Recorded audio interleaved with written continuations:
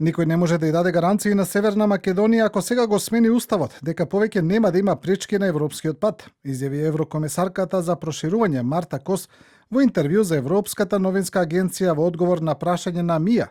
Дали Европската унија и земјите членки може да гарантираат дека по спроведувањето на уставните измени не би имало нови блокади поради билатерални прашања поврзани со идентитетот, јазикот или историја? Разбираме дека ова не е лесно прашање. Промена на устав. Сваќаме и тоа е многу човечки и разбирливо што вашата земја сака да има гаранции по се она што го помина. Гаранции не може да има, но она што го очекувам од сите земји членки кога има билатерални прашања е разговорите да се водат со добра волја и со визија да се дојде до компромис.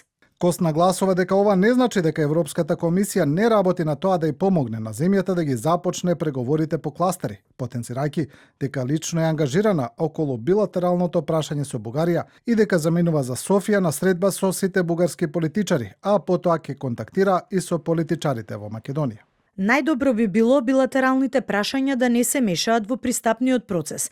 Тоа не значи дека билатералните прашања не се важни. Знаете, можам да разберам дека Унгарија се бори за своето малцинство во Украина. Можам да разберам дека и Бугарија го прави истото, но лошо е кога ова навистина се меша со процесот на пристапување. Кос изрази надеж дека наскоро ќе се најде решение за деблокада на пристапниот процес на земјата, пошто ќе може без никакви нови услови да започнат преговорите по кластери.